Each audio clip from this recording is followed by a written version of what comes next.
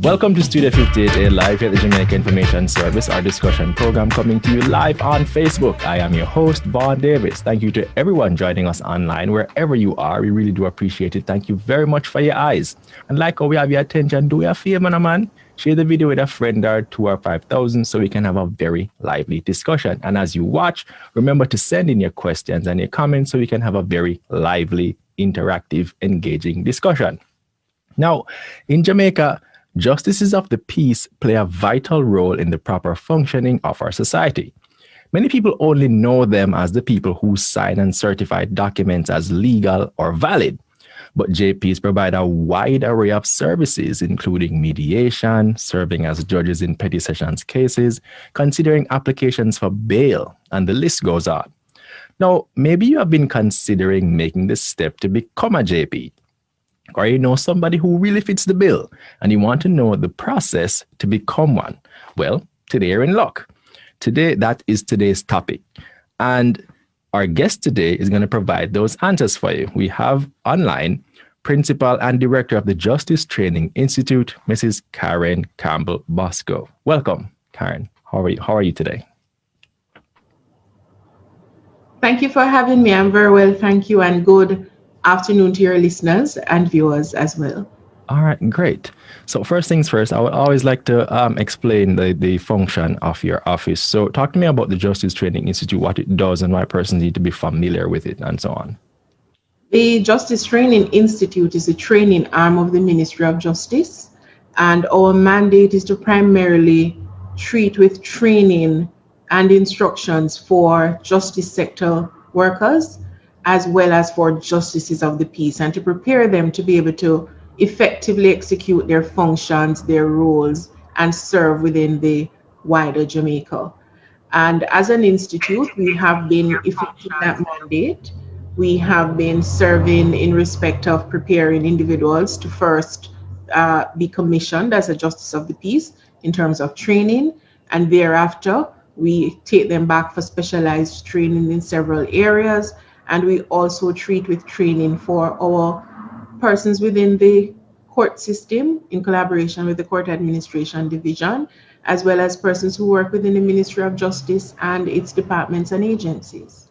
Right. So, I mean, you never really think about the wide array of persons and I guess officers who are involved in the judicial system and what makes it work. So, because I mean, normally you see the court shows, you see the shows on TV, you see the lawyer, you see the judge, you see the prosecutor and maybe the jury, but you never really quite appreciate the full scope or the full array of persons who are involved behind the scenes who make the whole system stand up and work. So I guess we're happy that we have this institution who trains those actors, helps them to get to play their part and play it effectively. So thank you for the work that you do on behalf of our audience, okay? You're very welcome, and thank you for that as well. All right, so we're talking about JPs here today. So just to begin with, even though you probably already know the answer, but who is a JP? What does a JP do? For me personally, a JP is an individual that steps forward and offers him or herself to serve within his or her community.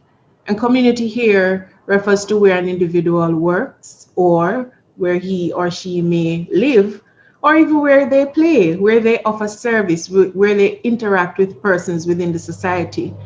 And we anticipate that persons who come forward to serve in this capacity and persons who are currently serving are persons of unquestionable integrity. Because one of the main pillars in which our justice system is built is in respect of persons being able to trust the system and the players within the system, and having confidence that the individuals and interactors will provide them with service in a fair, equitable manner. And so our individuals who serve as JPs also command the respect and confidence of the members of their community. And this is how they will be able to effectively provide service as may be required. We found as well that those who come to service are already service providers in their own right. They're already giving back in their communities and the wider Jamaica. And we usually identify with these individuals, and more so where they demonstrate that they will continue once they're commissioned to give this good service within the society.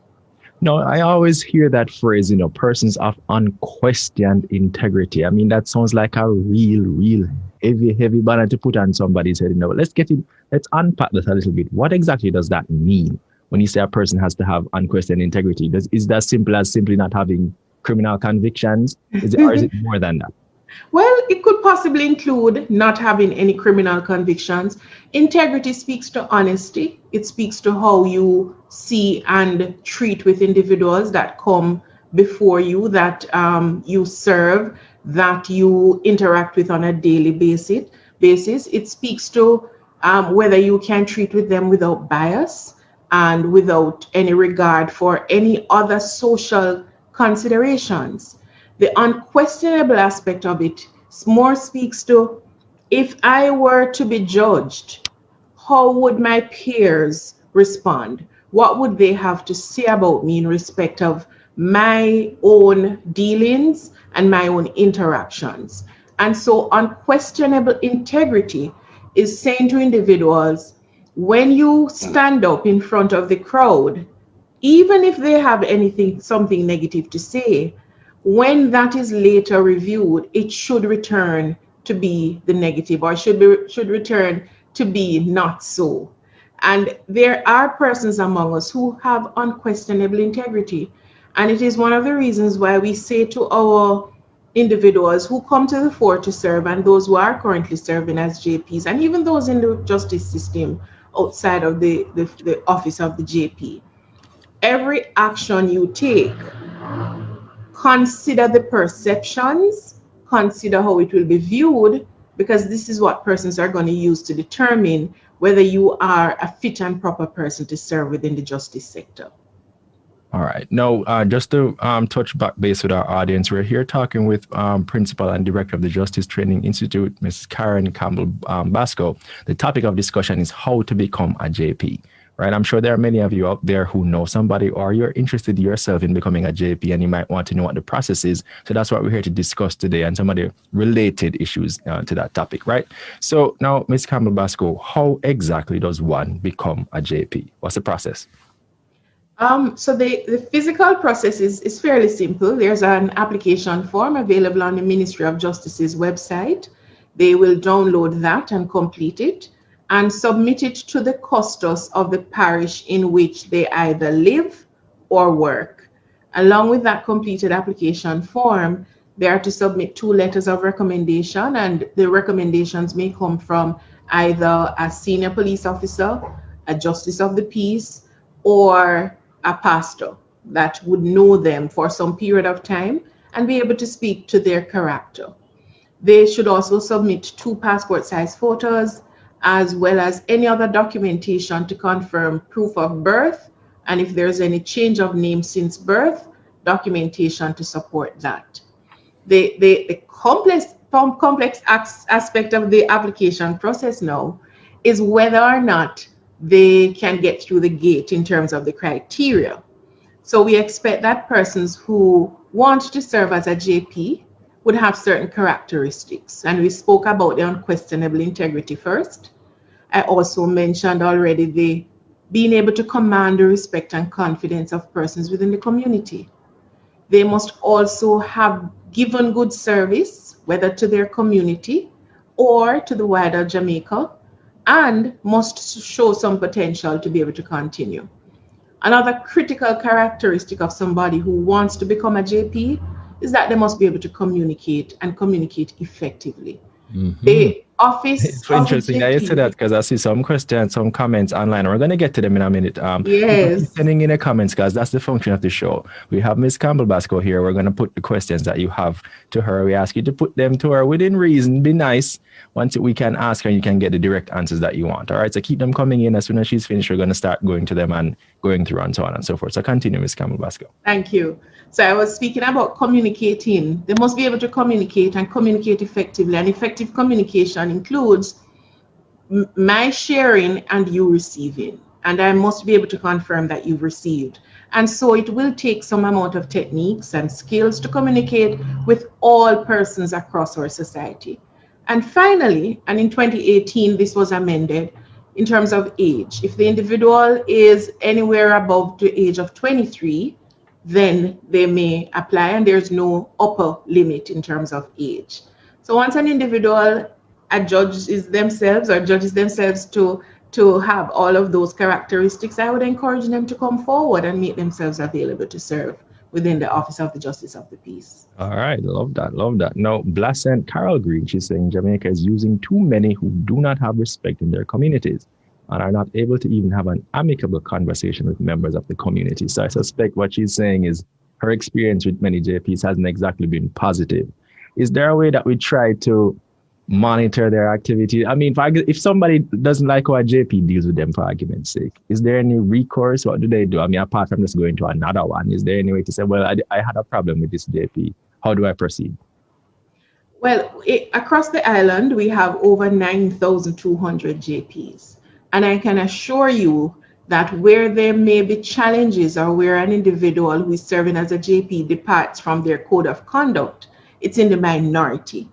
Sadly, however, those that on intervals may depart from their established code of conduct in terms of behavior and interactions, we treat with them in several ways.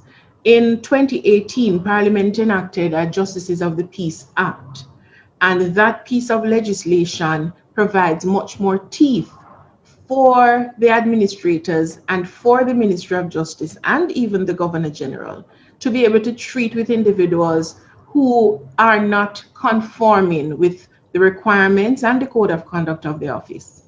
Now, in every parish, there is an individual referred to as the Custos Rotolorum, and the Justices of the Peace in each parish relates to the Custos. They actually also serve at the pleasure of the Custos. So if an individual finds that a JP may not have provided good service or the interactions may not have been as favorable as they would have liked, I would encourage them to first have a discussion with the JP.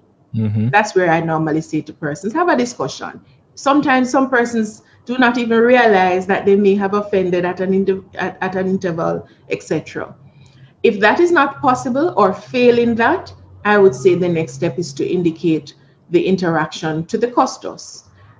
Information on how to identify and locate the custodies across the parishes is this information is located on the Ministry of Justice's website. The name, their address, as well as a contact number and email address is included in this information.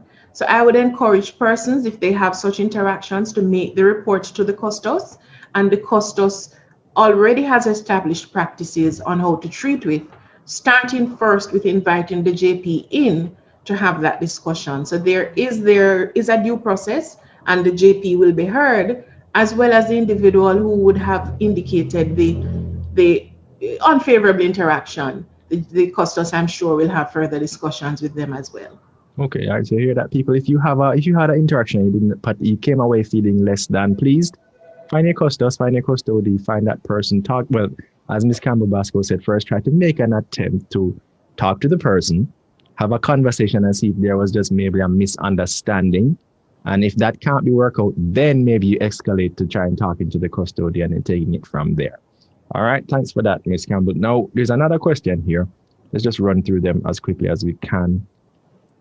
After completing the Honeygan Natalie, thank you, Honeygan, for your question. She's saying, after completing the form and interview process successfully, what is the next step?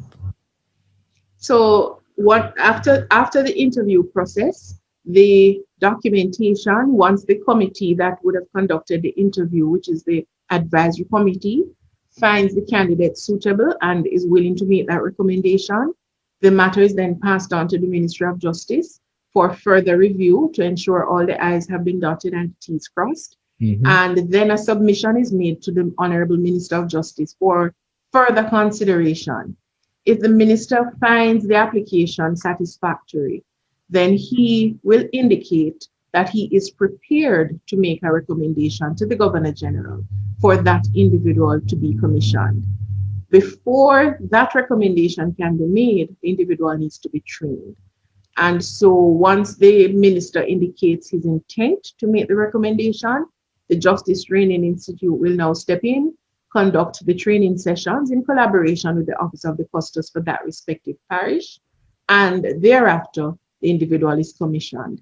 Now, I know there may be some delays between application period, interview period, and even hearing again as to whether there has been a final confirmation in respect of serving. It varies across parishes, and it also has to do with the number of applicants that may come forward. So I want to say to persons, if you have applied and have not heard anything, say within the first month, may I recommend that you make contact with the Office of the Custos. If you have completed your interviews, it is still with the Office of the Custos in terms of make contact with the office to find out how long a period it may be. Certainly when it gets to the Ministry of Justice, the Minister of Justice pushes for these matters to be dealt with expedition. And so it doesn't stay for very lengthy time with the ministry. And once the minister indicates that he's prepared to recommend, again, the JTI does not delay much in terms of making arrangements for the training. So while I can't give you a time period, I can assure you that though previous years it may have taken a longer time than it is taking now, there has been much improvements and matters are progressing a little more smoother, and the time between application and commissioning has drastically been reduced, and persons are getting feedback and updates as they go along. Seemed like you preempted Sivani Cotterell's question, who she was saying, I'm a social worker who's 24 years old and I'm interested in becoming a justice of the peace. Why is it that the process is so lengthy and young persons are rarely considered? So it seems like you already addressed the first half of that question, which is the length of time. Yes. You say you can't necessarily give us a time period or time frame from application to I guess officially represented as a JP. Yes. But at the same time, I guess it does raise the issue of why does it seem like young persons are not able to become justices of the peace? Is that a standard practice, or is it more of a theoretical thing? You know what I mean? Is it written somewhere, or is it more of a general belief, if you will? Well, tell you what, when I was growing up, that was my thought as well. When I entered the justice system, I realized that it was no longer so, because when the office of the JP was introduced to Jamaica, I can tell you that individuals who were selected to serve in this office must have been persons of a particular standing, of a particular ilk, and they must have had means, because these were the persons who were now going to be giving back to persons who were of lesser means within the society. We have moved past that. That was 1849. We are now at 2020. And in today's day, we have lowered the age. So before 2018, persons would have had to attain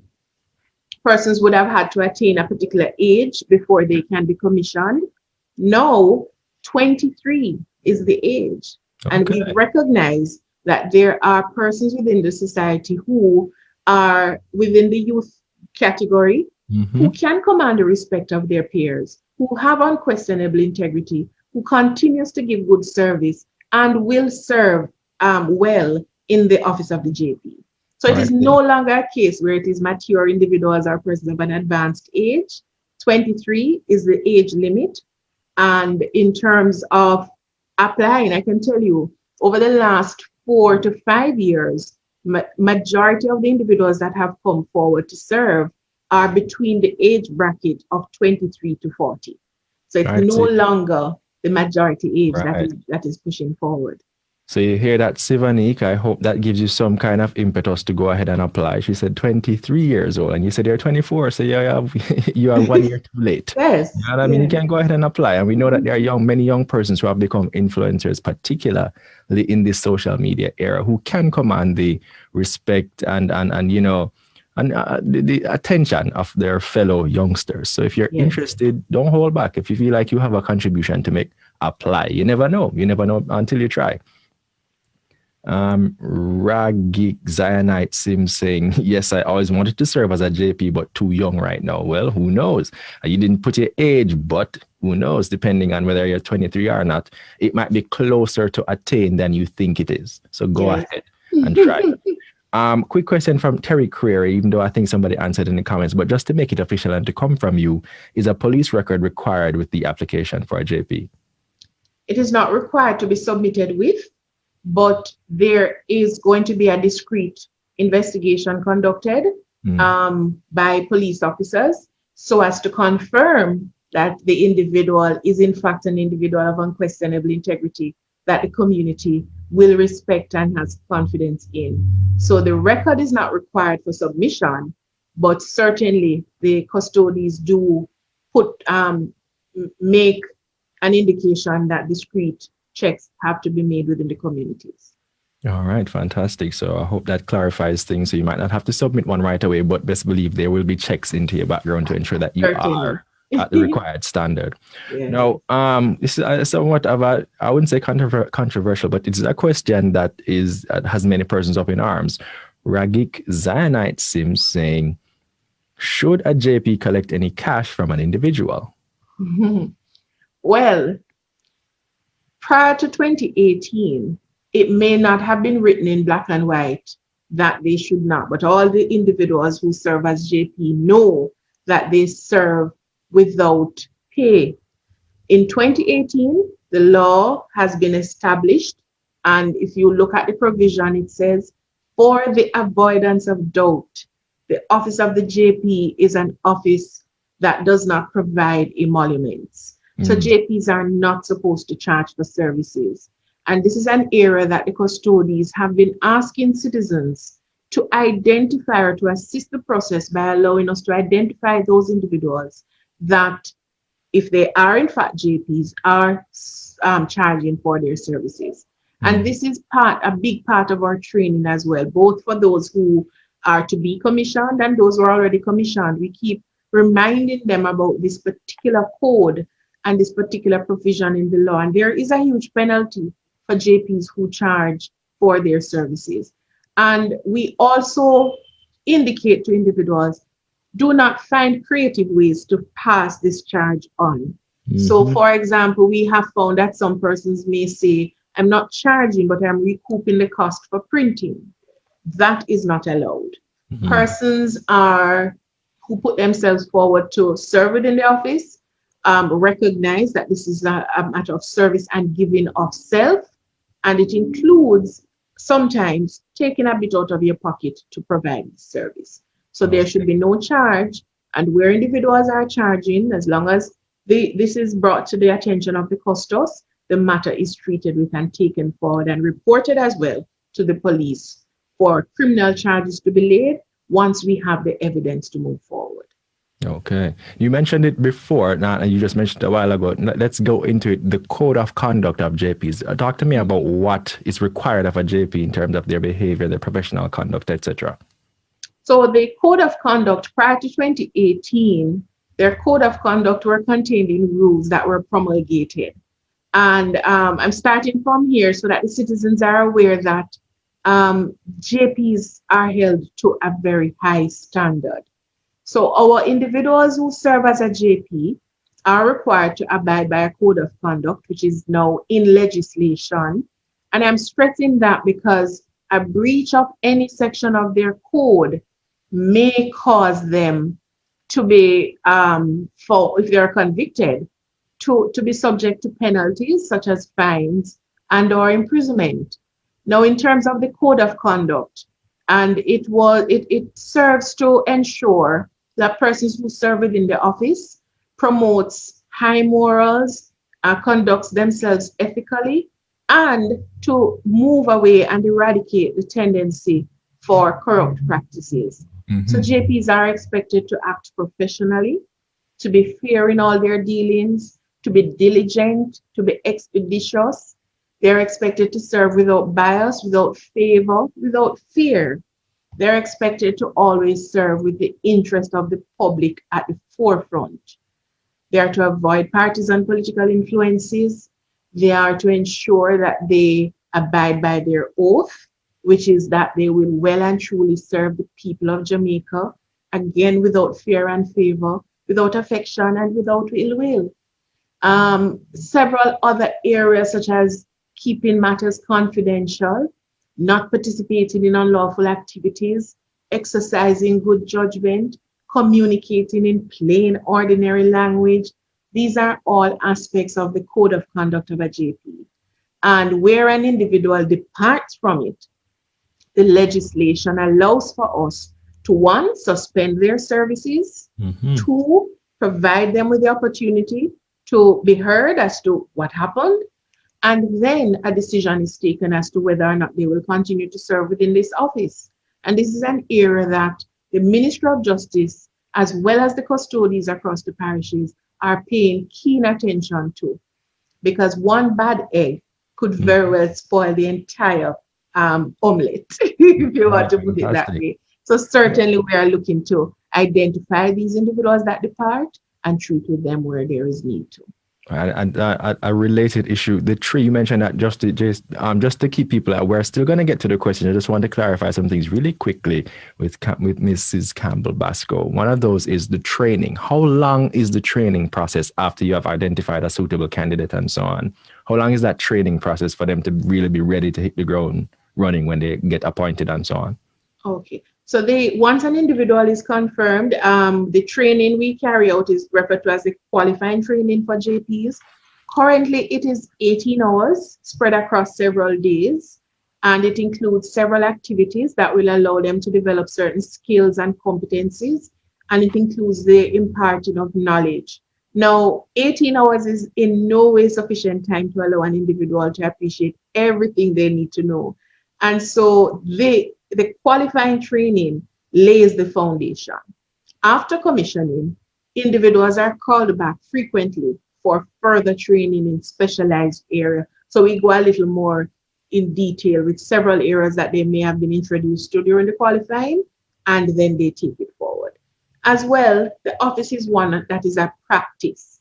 And so in addition to the foundation we lay in the qualifying training, which is 18 hours long, spread across several days, the experiences that the individuals will have once they start to serve as well will help them to develop the necessary competencies that they need. All right. So we have another question here from Trevina Riley. I mean, I think we know the answer, but let's make it official. So coming from you, what do you do? Well, first, thank you, Trevina, for your question. She says, what do you do if you were invited to do an interview, but you couldn't make it? You replied to the person that you can't make it on that date, but haven't received any reply. What do you do in a situation like that? Is this a JP? Yeah, a person, I suppose, who got through and was selected, but then was do an interview. Oh, sorry. For whatever reason, was unable to make the interview date and that kind of. Certainly, as soon as you realize that you're unable to make the interview, you want to make contact with the Office of the Custos. So I would say send an email and do a telephone call, make contact, and I'm sure that you can be rescheduled. You may have to await the next batch of interviews because the committee does not sit every day. So you'd have to await the next scheduling, but certainly do make quick contact with the Office of the Custos. It's always with the Office of the Custos. If there is need for interaction with the ministry, then the Custos will do so. All right. So there you go, Trevina. Contact the Custos for the area in which you are seeking to have yourself established or appointed as a JP, and get the ball moving. You know, you can't just let it wait and so on. You know, we don't want things to be, chances are if you're interested, you might very well be able to make a good contribution to the thing. So, you know, sort it out. Right. Alison Lindsay says, I've applied 2 years ago in St. Catherine and have received no response. So what does she do? I am aware that there is a large batch that is coming forward in respect of St. Catherine. So I wonder whether your caller or the person who wrote in may be in that batch. If they haven't heard anything, though, 2 years is a little lengthy period to have not heard anything. Right. May I recommend that she telephones the Office of the Custos and make inquiries. There is an administrative person there at the office that can assist. So she may not speak directly with the Custos, but there is an administrator that can assist with the process. But I'm aware that there is a large number of individuals that will very soon, probably as early as January, hear in respect of applications for St. Catherine. All right. And Ragic Zionite Sims asking, should a JP sign any documents for an individual they don't know? No, we're a JP, so a JP attests and executes several documents. There are some documents that requires knowledge of the individual. There are some, however, that will not require knowledge of the individual. So, for example, if a recommendation is being put forward, then certainly the JP needs to know the individual. And know here means they have had interactions for usually 2 years, sufficient to allow them to speak to the person's character and the person's involvement across the community. And remember, community is as wide as where you live, where you work, where you play.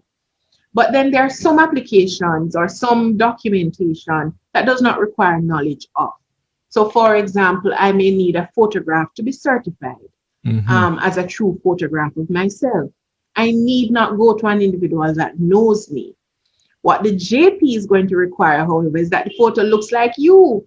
So if they don't know you and you come forward, the photograph you're asking them to certify, for example, needs to look like you. The other thing the JP will ask for is a confirmation of your name. And usually it is a government issued ID that they will ask. So the JP doesn't know you, the photo looks like you. The JP is going to write, I hereby certify that this is a true photo of Vaughn Davis. He needs to know that the person standing in front of him is in fact Vaughn Davis. Exactly. And so the JP will ask for a government issued photo ID. And once the JP is satisfied, then he will go ahead and conduct that activity that does not require knowledge. But if I may add, Mr. Davis. Sure. We, the Ministry of Justice, have been taking steps to increase the number of JPs across the island. And it is for this very reason, I thank the caller, the writer, for that question. We want for every citizen to be able to know at least one JP, and for JPs to know at the citizens sufficient enough to be able to treat with them. So Vaughn Davis, Karen Campbell Bascoe should at least know a JP that had for at least 2 years, and a JP should know them for at least 2 years. And that is why we've lowered the age requirement, because some persons will say, well, the one JP that would have known me passed on. Exactly. And my interactions have been with my colleagues, my peers. I'm at the university and I'm not at home anymore, so I don't have any of those senior persons. And so somebody at the university who is 23, 24 could step forward, be commissioned, and be able to help this particular individual who is no longer within their community or within a space where there's a JP who would know them. So the increase in the number of JPs should allow an individual to move about and still be able to identify persons who will know them. So we're not there yet in totality, but that is where we are heading, and we certainly are getting there, because over the last several years, we've increased the number drastically. We've had over 4,000 JPs that have been commissioned in the last 3 years, and the numbers continue to climb each year. You touched on something, a question that came in, and I may accidentally skipped over it, but I'm glad you said what you said, because you allowed me to go back to it. This question is from TT, who's saying, I'm desirous of becoming a JP. However, my public service is not in my community. Would that still count? Perhaps persons in my community might not know my name. However, I am known in the community where I carry out my charity. I say that to say, just like how you said, you might not know somebody, or a person might not know a JP because they move from one area to the next. But in the same way, this person feels like, yes, I would like to serve my community, my community where I live. But, a lot of my community service, a lot of the other things that I do might not necessarily be in that community. It might be in other areas or in more broader categories, that kind of thing. Though, would that, affect their ability to serve their community specifically as a JP? When you're considering service and that kind of thing, what kind of consideration is giving to the level of service you provide in your specific home community? Yes, I'm happy for the question, because it gives me an opportunity to remind persons that when we stay in the community where you serve or live, it is not physically only where you live. And it's not physically only where you work. but we also include where you interact. So, for example, somebody may live in community A, work in community B, but attends church in community C. And it Mhm. is in community C that they spend most of their awake hours because the church activities, so attending church, the church has several activities, Right. outreach activities, even in community C, where they don't live and they don't work. But the individuals in community C can identify with this person. We will say to the person, come forward. You will now have to determine which parish, if the communities are in separate parishes, which one of the parish you want to serve within. The beautiful thing about it now is that since 2018, where an individual is commissioned, they're commissioned for the island of Jamaica. Mm. Their limitation in respect of parish is only for judicial functions, functions that touch and concern the courts that the JPs may serve within. So you serve for the island of Jamaica, and this makes it easier as well for citizens to find and locate JPs that can treat with matters for them. So I would encourage the writer, if they serve within another area separate from where they live, still put forward their application. The recommendation that they may be getting would probably be from a JP that can confirm that they are providing good service in this area. And when they put the information forward to include where they do their service, the discrete investigations will also provide and confirm the information that they provided. So I think that person is a fit and proper person to come forward as long as they check the boxes for the other characteristics. Put yourselves forward and let the panel, let the committee, having seen your application and conduct an interview with you, make the determination. So come forward is what I would recommend. All right. So TT, come forward. Don't let that hold you back. Go ahead and make an application. No, I believe repetition is the key to learning. And we got a quick question reminding us to it wants you to repeat the requirements to apply because the person missed that. And it's important. So just go again over the process for applying to become a JP before we get into some of the other questions that are coming in. Go ahead. Sure. So it's a completed application form. The form may be found on the Ministry of Justice's website. It's easy to find. If you go on and type in JP form or just type in application form, it will come up. You must also submit along with the completed form 2 letters of recommendation. The recommendations may come from either a pastor, a justice of the peace, or a senior police officer. And usually senior is above the rank or DSP or above, deputy superintendent or above. We also want proof of birth and 2 passport size photographs, which should be certified as well. And if there is a name change of any sorts, then there should be documentation submitted to confirm, like a marriage certificate, deed poll, etc. Complete the form, attach the required documents, and submit it to the office of the custos in the parish for which you either live or work or play. And play here means where you probably provide service if it is not where you live or work. All right. So a couple of questions coming in. So let's just run through them. All right. So Chevin Dawson is asking, when is the next training for St. Catherine, the next St. Catherine batch of JPs? Yes. If you We're can. anticipating that this may be somewhere between January and February. I can't provide any specific date because there's no approved list yet, but there are steps being taken to put forward an approved list. And we are making some preparatory steps for between January and February. What the individual could do is just await probably the end of January. And if you haven't heard anything from the ministry, then you can make some checks with the Office of the Custos of St. Catherine. All right. And Randolph A. Richards is asking the same question for St. James. When is there a training for St. James JPs? So people are looking at their parochial Yes. area and want to know what's going on there. So I'll indicate that the first point of call in terms of what is the status is with the custos, because the matter starts there. And even after the matter gets submitted to the Ministry of Justice, it returns to the custos. The custos receives the approved list from the ministry. So please make inquiries with the Office of the Custos as to how far along your process is and if they can give you some anticipation, some timelines in terms of when you may be able to hear something from the panel. All right. Another question. She's Pauline Davis is asking, well, she's commenting, it's a problem to get some of these JPs to sign your documents. They give you so much runaround. You know what I mean? I can imagine that's a challenge. What advice do you have for her in that particular situation? I'm still going back to the point that we are trying to ensure that citizens can find at least one JP that knows them intimately, knows them well enough to be able to provide recommendations, etc.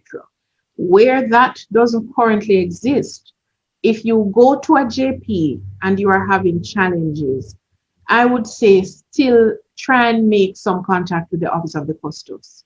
Um, yes, you are going to need your matter dealt with. Sometimes you need it dealt with urgently and immediately. If you go on the ministry's website, you will find a list of the serving JPs.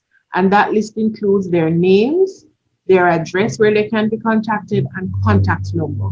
So if you go to JPA and you're not getting good service, we want you to report it because we need to treat with it if it is so. But we also need you to have your matter dealt with. So we say go onto our website if you're not aware of where any other JP is located, look up that parish and try and find another JP that may be close in proximity to where you are. Right, you just answered Alcine Allian's question, who was saying that many times she doesn't know or see the JP for a particular area and they have to get a JP to sign documents. So what do you do? So if you don't particularly know the JP, you haven't seen the person, or you don't know that the person is a JP, check the website. Repeat the website where they can go so that they can check and find out who's the nearest JP to them and get their matter dealt with. What website do they go on? It's the Ministry of Justice's website. The address is www.moj.gov.jm. And on the face of the website, the front page, there is a link that says Justices of the Peace. But failing that, if you type in JP Kingston, JP St. James, one of the search returns would be the list. And you click on that and search within that list. All right. May Gordon, she's asking, does someone have to recommend you to be a JP, or can you apply on your own? You know what I mean? I suspect she didn't hear that, the recommendation that you have to have the references, but all the same, if you feel like you want to apply, but you don't necessarily know anyone or whatever, how do you treat with that situation? How do you answer her question? And I think the question may come because in prior years, persons were put forward on recommendation. They would not necessarily apply themselves. But the process is a little different now in that an individual may recommend you, may say to the ministry or to the customs, I think Tom Jones is a very good person to serve. And even where that happens, Tom Jones is going to be asked to complete the application form and to get the references. So you need not wait for an individual to confirm that you are good and fit and proper to serve. You can go ahead and initiate the process yourself, take the application form, and then find two persons within the group of with a pastor, JP, or senior police that can attest to your character and speak to your service. All right. So this next question is a bit of a mouthful, but bear with us. It's from Stasha Gay Woolry. We thank you, Stasha, for taking the time to type out this. We like these kind of questions, so keep them coming. All right. She's saying, good day. I don't have a direct question. However, just sharing an observation. There are far too many JPs in Jamaica who see their position only as mere status symbol, an abbreviation after one's name that can provide social mobility, garner respect, and looks good on a resume. How do we mitigate the selections that can be influenced by cronyism, political affiliation, and social connection? Many JPs are not known by the people within their own communities and are only there as status. How do you respond to this comment? Because I mean, I suspect she's not the only one who feels that way, you know? Yes. We recognize that there are some gaps and there are some challenges within the system and within the office of the JP. And with the enactment of the JP Act 2018, this has allowed us to treat with many of these gaps that may exist. Where an individual, for example, let us say sits and really doesn't provide much service, if at all, the Act now allows us to make some inquiries, and if the inquiries are not responded to, or if the custos is not satisfied, he may make the recommendation purely by not hearing from the JP after, say, 2 months, to have that JP decommissioned and to make requests that he submits the seal and the document confirming his commission, and we will also make public that the individual no longer serves. Mm-hmm. JPs are now required each year to file a report, and this report serves to confirm with the office of the custos that the individual is in fact serving, has been serving. They have to indicate how they've been serving. They even have to indicate that they've been attending training sessions, because it is at these training sessions that we also try to fill these gaps that we see, where persons may see the office as one that is only for status and not necessarily give the service that we require of them or that they have committed to giving. That report that the JP signs each year is also a recommitment to the process and a confirmation that they will continue to serve the people of Jamaica. We will hold them to that commitment. And where they depart from it and where they are failures, the process may not be as quick as we would want it to, but certainly steps are being taken and have already been taken to remove the JPs that no longer fit within the requirements that are in place. In terms of selection, there's an advisory committee, and the committee is so balanced such that where persons come forward, if they don't meet the requirement, and certainly the selection is not being done on any basis of partisan and political favors, persons with unquestionable integrity, commands respect and confidence, have been given service, communicates well because they're interviewed. Once this is confirmed, this is the basis on which persons are being selected for appointment. I will add, however, that remember that the process is being improved as we go along. So there might be individuals within the system who may not have undergone this high level of scrutiny and high level of review. And it is now that we are taking steps to find these individuals that may need some amount of considerations in respect of whether they can continue to serve within this office. And where these individuals are being identified, I can assure you that the custos for the respective parish has been treated with them. So it's an ongoing process. It is happening. We are trying to fix it, and we're calling on citizens to help us. If the matter needs to move forward to the court, we need evidence. The court can only act on evidence. And so where individuals find where persons are departing from their code of conduct and from what they are required to do and not do, we want persons to come forward and share so that the necessary action and penalties can be applied. I think the central message is that the public has a lot more power than they like to think that they do. That is certainly if you're not receiving good service, you do have the authority, you do have recourse. You don't just say kiss your teeth and say, "Cho, now do that JP they're getting a kind, whatever. If you have a problem, make a report, go to the custos, go to the ministry, make a report, let them know that you are dissatisfied with the service. Exactly that. If they don't know, they can't do anything about it. Yes. So So we're asking citizens to help us to police the office, because the office is yours. The office of the JP is the public's office. They serve the public. And if public does not have confidence in the office, then we're going to have a challenge. And so we require them to assist us with this process so that we can fix, and we are taking steps to remedy those areas that require some amount of adjusting. All right. No, Ragik Zionite Sims, thank you again for your consistent questions. Yes, he's tuned in, man. He's quite tuned in.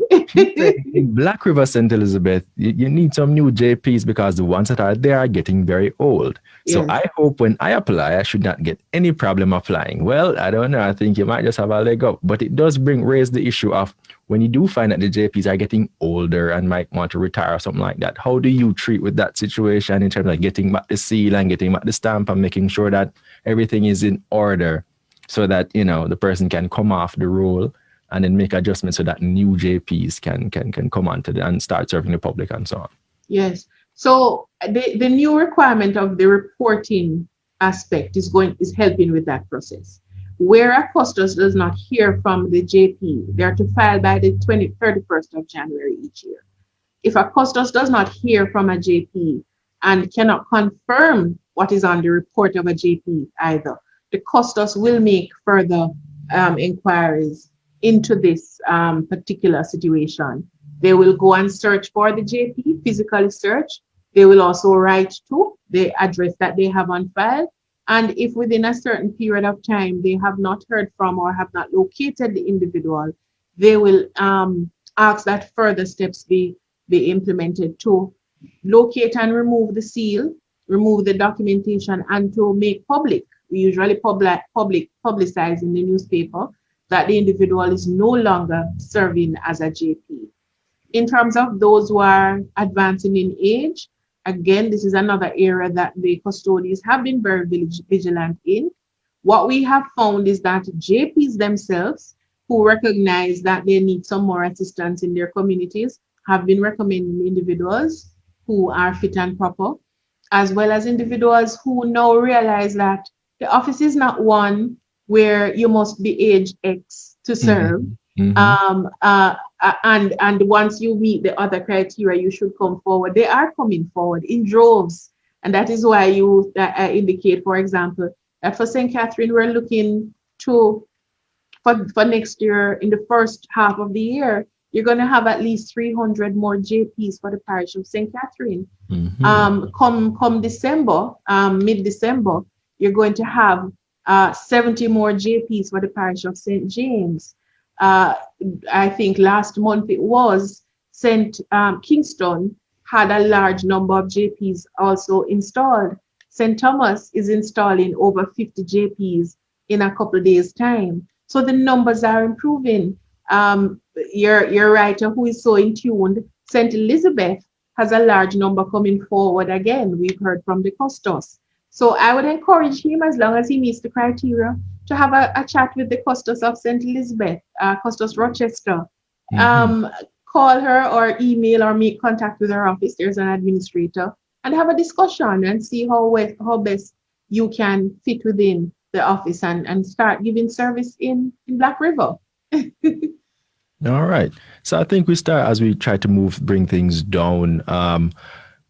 One of the questions I want to ask also on the subject of the older JPs, and you mentioned training, and I have to ask about COVID and the impact that impact that has had in terms of ensuring that our JPs are up to date and still equipped to one, learn what they need to learn so that they're able to deliver the service to the members of the public, and at the same time serve the public, because COVID does require it has cause some difference in operation. You can't exactly just walk up to the JP and that can, I mean, it's not exactly the status quo where you could just walk up to the JP and stamp and sign something, and that is as simple as that. What kind of guidance have you been offering to them to operate within this pandemic and give them so that they can in turn help the public?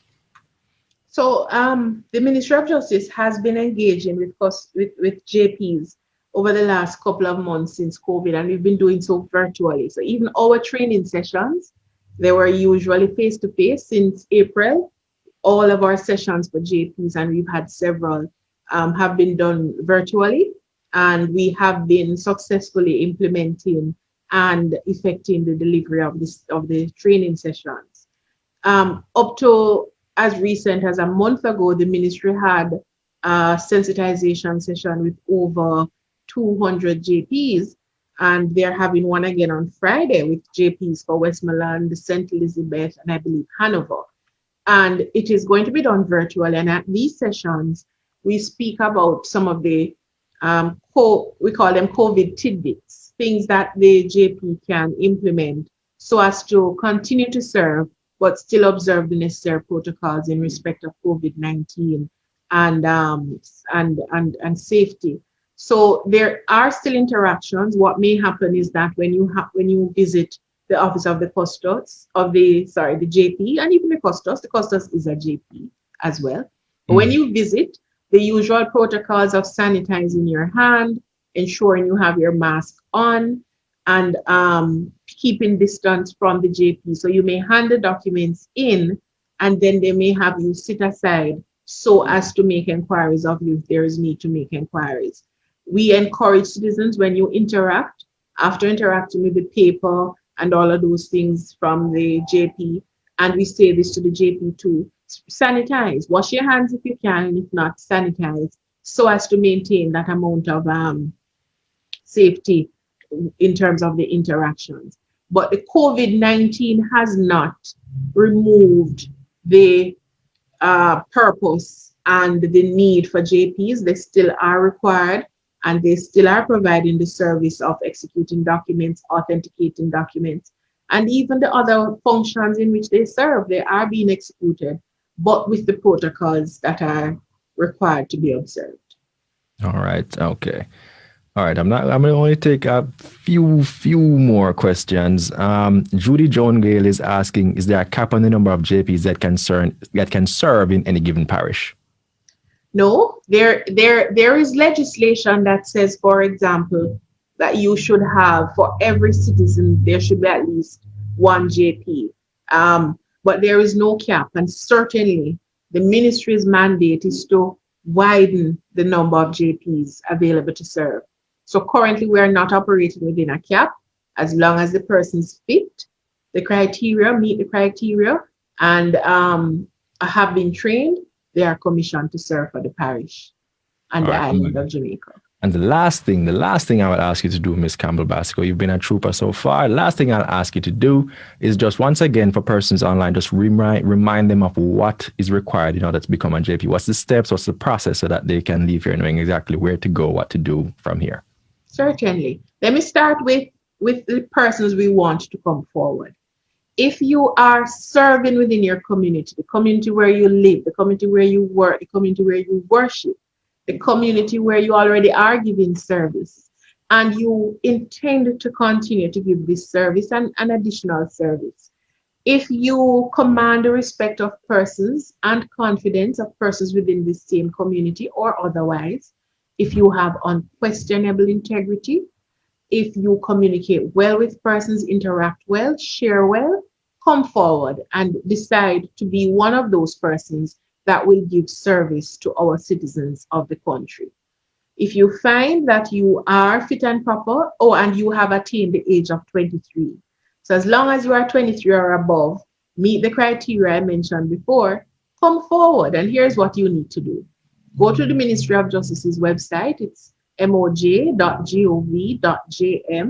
Or if you don't remember it, just type in Ministry of Justice, Jamaica, and the website will come up as one of the search terms. Download the application form for Justices of the Peace, complete it, and obtain 2 letters of references, one which can come from either a pastor, a Justice of the Peace, or a senior police officer. Obtain 2 passport size photos, which should be certified. Provide a certified copy of your birth certificate. If the name on your birth certificate doesn't now match the name that you now use, then also provide us with proof of the alternate name that you are using. Submit the completed form as well as the attached documents to the Office of the Custos for which you intend to serve. You can find details about how to make contact with the Office of the Custos for the parish by visiting the Ministry of Justice's website and again looking up list of custodies. The plural of custos is custodies. So look up list of custodies or list of custos, and you will find a list of all 14 custodies, their names, their physical location in terms of office, and contact details as well. And failing that, if you're having any challenges identifying any of the custos, you may make contact with the Ministry of Justice and we will assist. All right, fantastic. I think everybody should have all the information now. But like we said, if you want to find out, if there's more questions that you have, things that you want to find out about the process, visit the Justice Ministry's website. Or you can visit, I would imagine they can visit your website as well, Ms. Campbell Bascoe, the JTI's website. Yes, the JTI website, we will give them a link to the Ministry of Justice's website primarily. We keep most of the JP related matters on the Ministry of Justice's website. Okay, right. So if you want to get more information, just contact the Ministry of Justice, visit the website, that's moj.gov.jm. You can get all information you need, download the application form, and go through the process. So if you really want to become a JP, that's where you start to get the job done.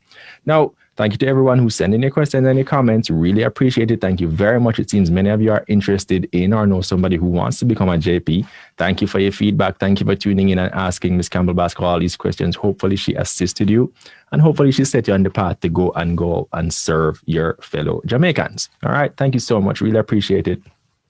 Thank you. You're thanking us for answering your questions. Thank you for sending them in, because this is the purpose of the show.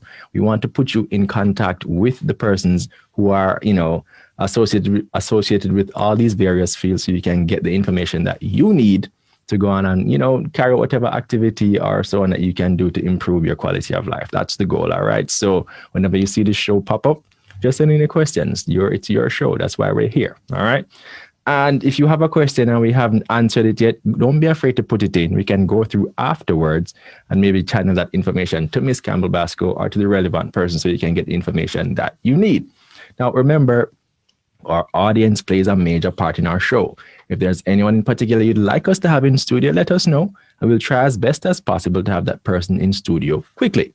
Don't forget to follow us on Facebook, Instagram, and Twitter at Jamaica Information Service to get to see who will be in studio next, and a whole host of other information. All right. We do this every week live on Facebook. I've been your host, Vaughn Davis, and this has been Studio 58A Live. Thank you very much for joining us. Please have a wonderful day. Take care.